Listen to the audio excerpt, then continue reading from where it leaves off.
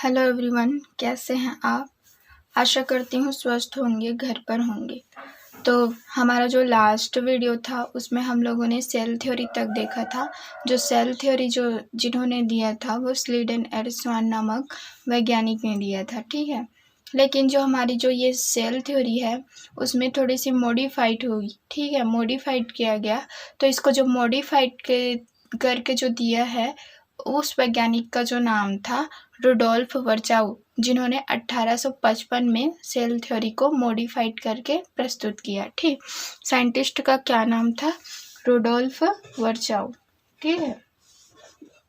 Rudolf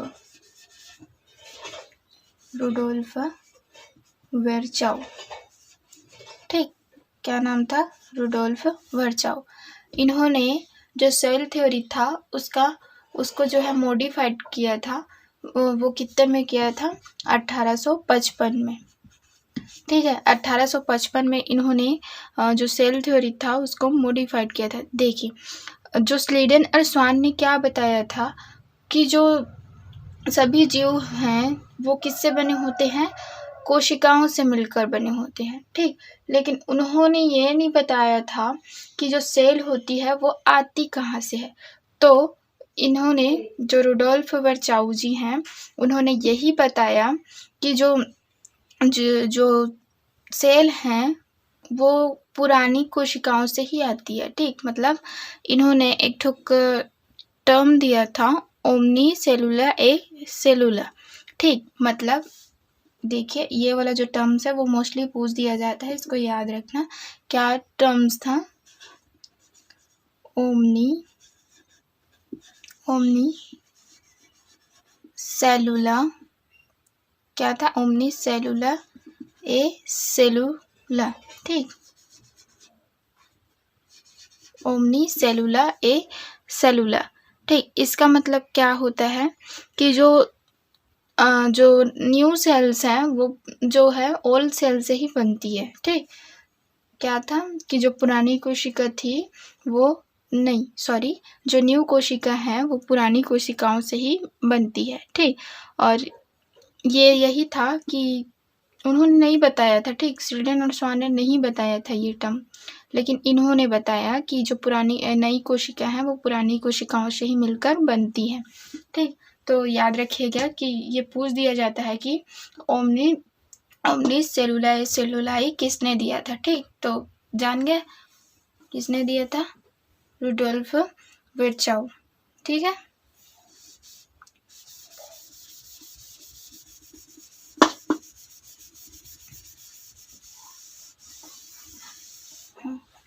अब देखिएगा, sales देखना, ठीक। अब हम लोग क्या देखें? Types of cell. क्या देखेंगे? Types of cell. Types of cell, ठीक। तो सेल कितने प्रकार के होते हैं? देखिए, जो सेल्स का जो होता है वो क्या होगा? सेलुलर, एक होता है यूनिसेलुलर,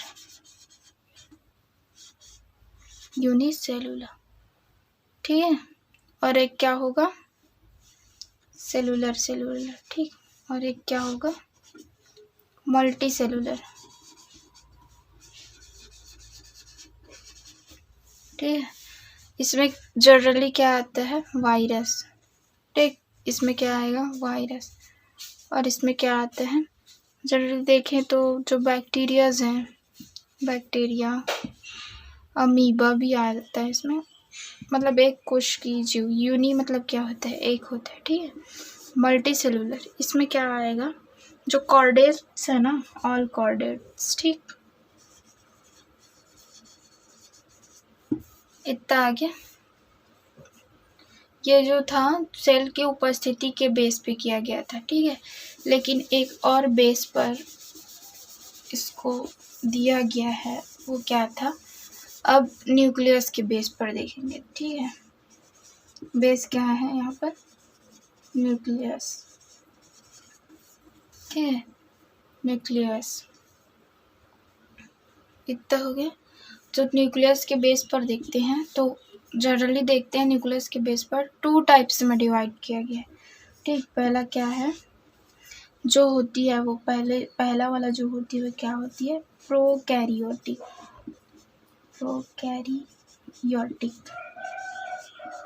ठीक, प्रोकैरियोटिक। और सेकंड क्या है, यूकैरियोटिक।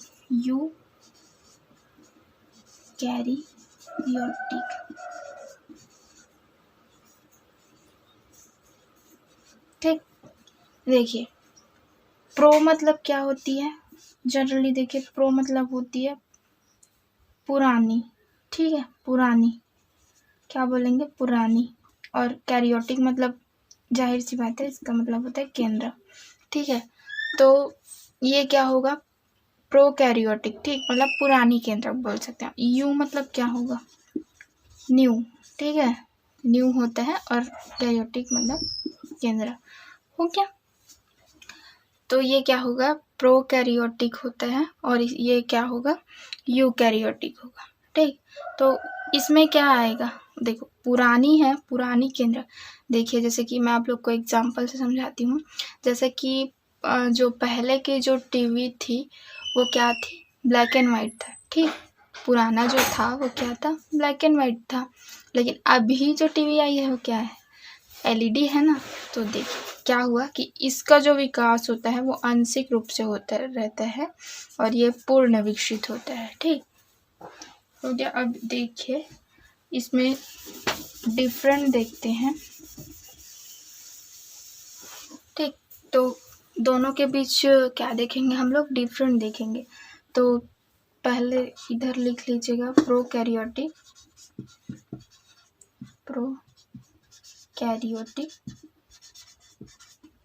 ठीक, इधर लिखे लीजिएगा यूकैरियोटिक।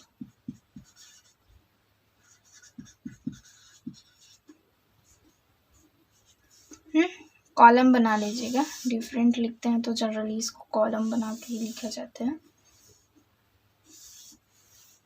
ठीक, तो चलिए इसमें हम लोग मतलब बेसिक से डिफरेंट देखेंगे। वैसे डिफरेंट तो बहुत सारा होता है। तो ये क्या होता है, फर्स्ट जो डिफरेंट होता है क्या होता है, ये जनरली यूनिसेलुलर होते हैं। ठीक, यूनिसेलुलर। ठीक, और ये जनरली क्या होगा, मल्टी सेलुलर।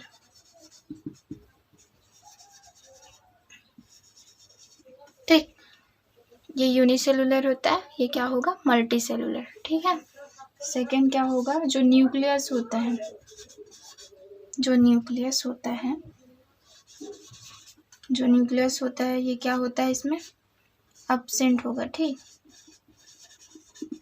और इसमें जो न्यूक्लियस होता है वो क्या होता है, प्रेजेंट होता है।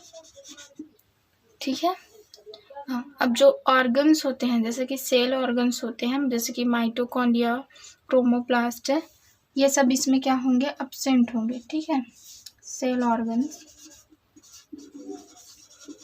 क्या होते हैं, ये एब्सेंट होते हैं। और इसमें क्या होगा, प्रेजेंट होगा।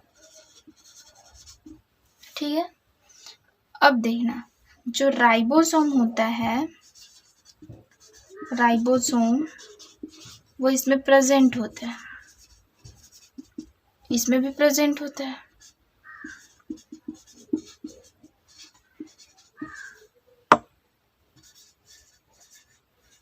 ठीक, लेकिन राइबोसोम तो दोनों में पाया जाता है। ठीक है, लेकिन अब बोल दोगे कि क्या ये तो समानता है ऐसे करके, लेकिन ये डिफरेंट है भाई, क्योंकि ये इसमें जो राइबोसोम पाया जाता है वो कौन से प्रकार का पाया जाता है, 70S टाइप का पाया जाता है। ठीक, और इसमें जो पाया जाता है राइबोसोम वो 80S टाइप का पाया जाता है। ठीक है, और जो इसमें जो जेनेटिक मटेरियल जो होते हैं वो सर्कुलर फॉर्म में होते हैं। ठीक है, जेनेटिक मटेरियल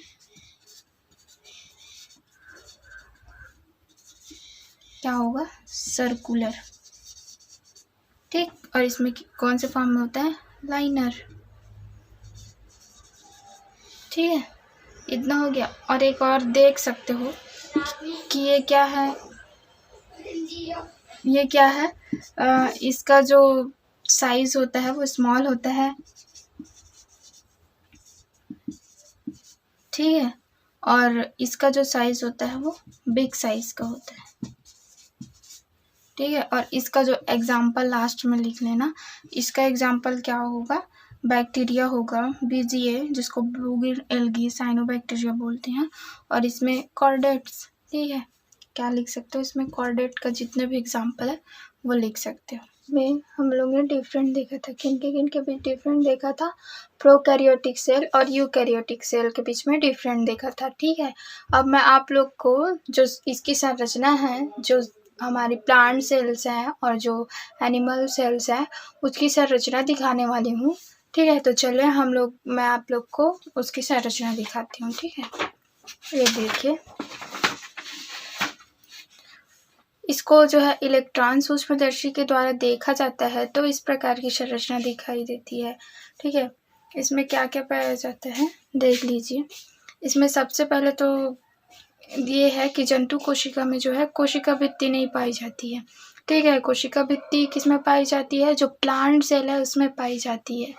ये मोस्ट इम्पॉर्टेंट है, पूछ दिया जाता है कि कोशिका भित्ति किसमें पाई जाती है, ठीक है। तो आप लोग क्या टिक करेंगे, जो कोशिका भित्ति है वो किसमें पाई जाती है, पादप कोशिका में पाई जाती है, ठीक है। और किसकी बनी होती है, वो सेल्यूलोज की बनी होती है, ठीक है। किसकी बनी होती है, सेल्यूलोज की।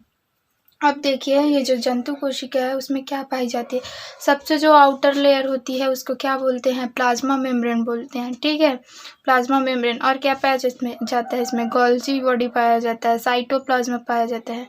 साइटोप्लाज्म किसको बोलते हैं, जीव द्रव्य। साइटोप्लाज्म को एक अदर नाम से जानते हैं, इसको क्या बोलते हैं, जीवन का भौतिक आधार बोलते हैं, ठीक है। जीवन का भौतिक आधार किसको बोलते हैं, साइटोप्लाज्म को, ठीक है। और जो देखो, इसमें वैक्यूल पाए जाते हैं, लाइसोसोम पाया जाता है, smooth endoplasmic reticulum. Smooth endoplasmic reticulum क्यों बोल रहा है, क्योंकि इसमें राइबोसोम के जो कण होते हैं वो नहीं चिपके होते हैं। और इधर देखिए, इधर क्या लिखा है, रफ इंडोप्लाज्मिक रेटिकुलम, ठीक है, क्योंकि इसमें जो राइबोसोम के जो कण होते हैं वो चिपके होते हैं, ठीक है।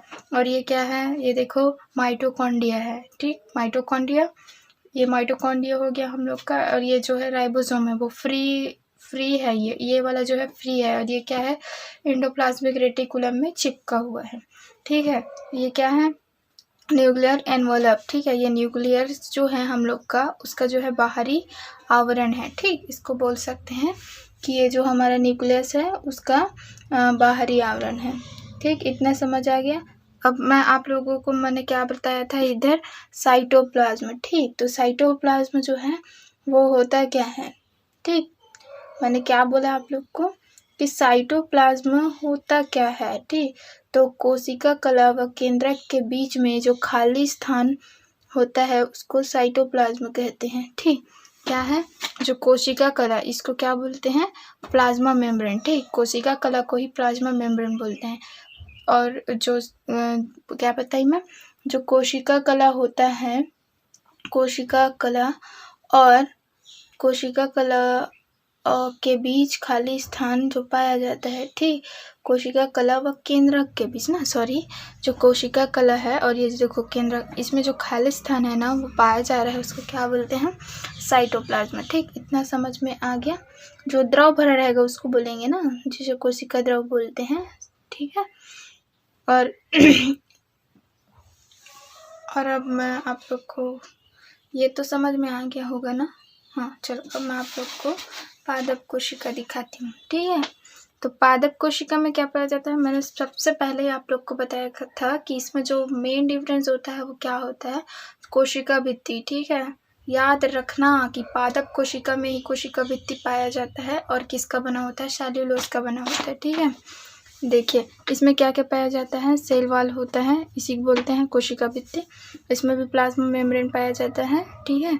और ये देखो, ये जो जोड़ होती है ना, जो जोड़ होती है उसको क्या बोलते हैं, जोड़ के मतलब दो जोड़ के बीच में जो खाली स्थान होती है उसको क्या बोलते हैं पादप में, प्लाज्मोडेस्माटा, ठीक है। उसमें भी गोल्जी बॉडी पाई जाती है, न्यूक्लियोस्पोर पाया जाता है, न्यूक्लियोस्पोर मतलब क्या है, ये देखो छोटा सा छेद है ना न्यूक्लियस के, मतलब जाने के रास्ते पे छेद है, उसको बोल रहे हैं न्यूक्लियोस्पोर। ठीक, फ्री राइबोसोम वैक्यूल, देखो उसमें क्या देखे थे हम लोग ने, जो वैक्यूल था वो छोटे आकार का था, रिक्तिकाएं जिसको हिंदी में बोलते हैं, वो छोटे आकार का था। लेकिन इसमें आप लोग देख रहे हो कि जो रिक्तिकाएं हैं वो बड़ा बड़ा है। ठीक है, ये आ गया। और ये तो न्यूक्लियस तो सभी में है, ये इसमें भी है।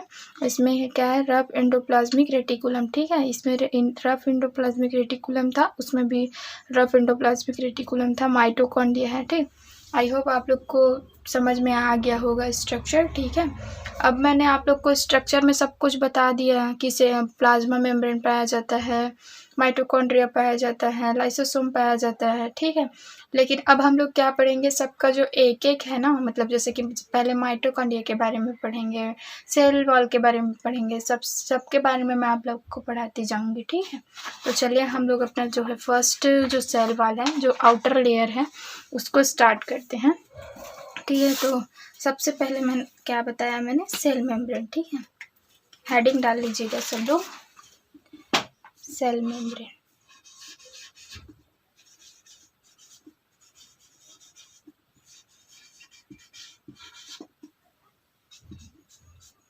ठीक, हमारा हेडिंग क्या है, सेल मेम्ब्रेन।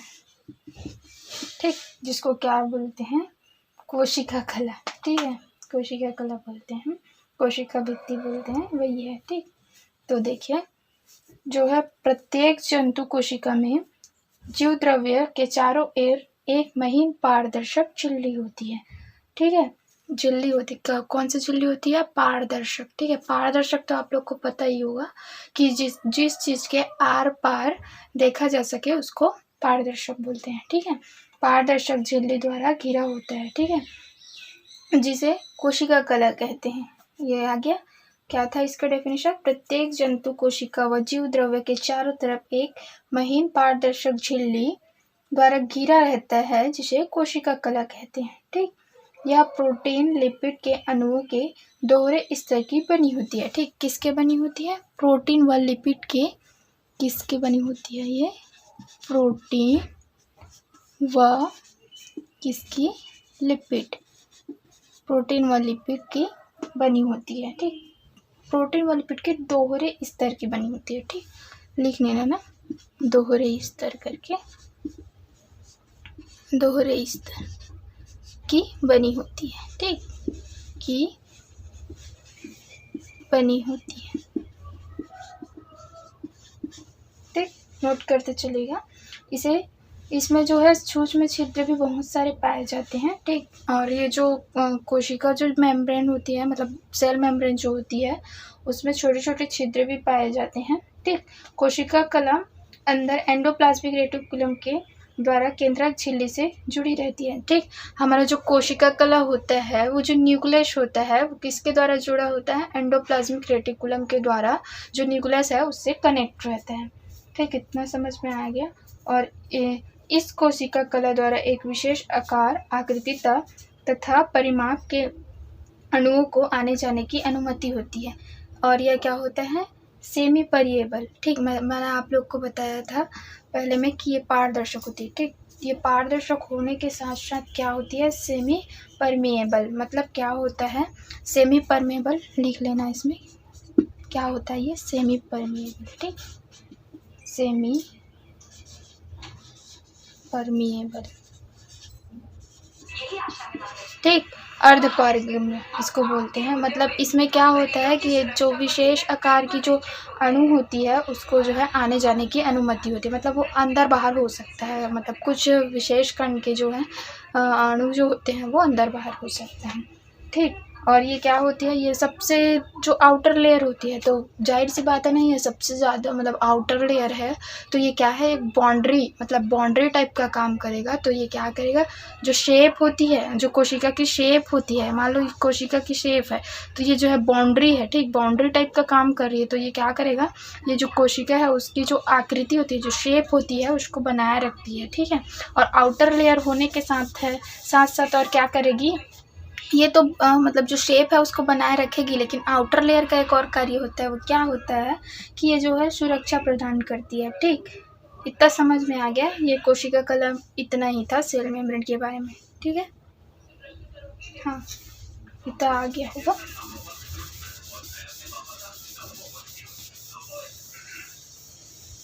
ठीक, अब क्या देखेंगे हम लोग, साइटोप्लाज्म। साइटोप्लाज्म, ठीक, हेडिंग डालना सब लोग, साइटोप्लाज्म। ठीक है, साइटोप्लाज्म मैंने बताया था ना क्या है, क्या होता है, जीव द्रव्य। ठीक, इसको क्या बोलते हैं, जीवन की भौतिक आधार बोलते हैं। ठीक है, क्या बोलते हैं, जीवन की भौतिक आधार।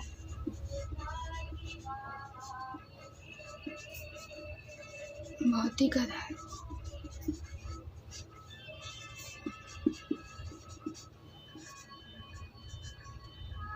ठीक, इतना आ गया। अब देखना, कोशिका कला केंद्रक के बीच के खाली स्थान को साइटोसोम कहते हैं। ठीक, क्या कहते हैं, जो कोशिका होती है, मान लो ये कोशिका हो गई, ठीक है, ये कोशिका हो गई, तो ये मैंने अब बीच बताया कि ये क्या होता है, सेल मेम्ब्रेन होता है और ये न्यूक्लियस होता है। ठीक, ये दोनों के बीच जो ये खाली स्थान होता है ना, उसमें जो एक द्रव भरा होता है, ठीक, इसको क्या बोलते हैं, साइटोप्लाज्म। ठीक है, सॉरी, इसको क्या बोलते हैं, साइटोसोम बोलते हैं। ठीक, नोट करते चलेगा सब लोग। कोशिका का यह स्थान एक द्रव से भरा होता है जिसे कोशिका द्रव्य कहते हैं।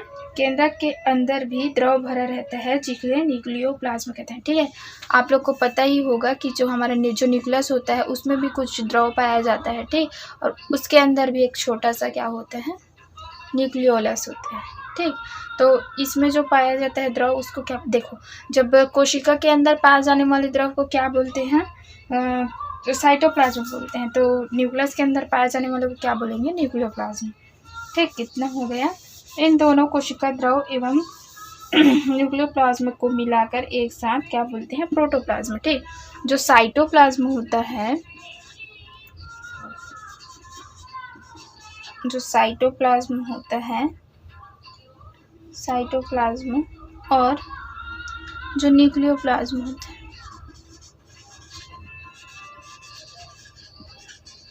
जो न्यूक्लियोप्लाज्म, उसको मिलाकर क्या होता है, प्रोटोप्लाज्म। ठीक, इतना समझ में आ गया होगा। अरे सॉरी ना, मैं ना जो बोली थी ना भौतिक आधार, ये साइटोप्लाज्म को नहीं बोलते। ठीक है, साइटोप्लाज्म नहीं होगा, सॉरी, मेरे से गलती हो गया था, इसको बोलते हैं। ठीक, प्रोटोप्लाज्म को। मैंने आप लोग को कोशिका सिद्धांत, मतलब कोशिका का जो डिस्कवरी हुआ था उसमें बताया था ना कि जो रॉबर्ट हुक ने जो खोज किया था उसमें क्या था, प्रोटोप्लाज्म नहीं पाया जा रहा था, इसलिए उसको क्या बोल रहे थे, अजीवित। लेकिन जो एंटोइन लीवेनहॉक जी ने किया था कोशिका में खोज, उसमें क्या पाया जा रहा था, प्रोटोप्लाज्म पाया जा रहा था, इसलिए उसको जीवित बोलते हैं। ठीक, तो अब समझ आ गया कि प्रोटोप्लाज्म है ना। ठीक, जो कोशिका मतलब जो जीवन का जो भौतिक आधार है वो प्रोटोप्लाज्म है। ठीक, सुधार लीजिएगा। इतना समझ में आ गया होगा। मैंने आज आप लोग को क्या क्या पढ़ाया, सेल मेम्ब्रेन पढ़ाया, ठीक है, कोशिका कला जिसको हिंदी में बोलते हैं, और क्या पढ़ाया, साइटोप्लाज्म। ठीक, क्या हुआ उसको कि हिंदी में क्या बोलते हैं, कोशिका द्रव्य। ठीक, आप लोग को इतना समझ में आ गया होगा। ठीक है, अब मैं बाकी का जो है ऑर्गन्स है उसको मैं नेक्स्ट क्लास में बताऊंगी। अगर कोई कन्फ्यूजन होती है तो आप मेरे को कमेंट में पूछ सकते हैं, मैं उसको बताने की कोशिश करूँगी। ठीक है।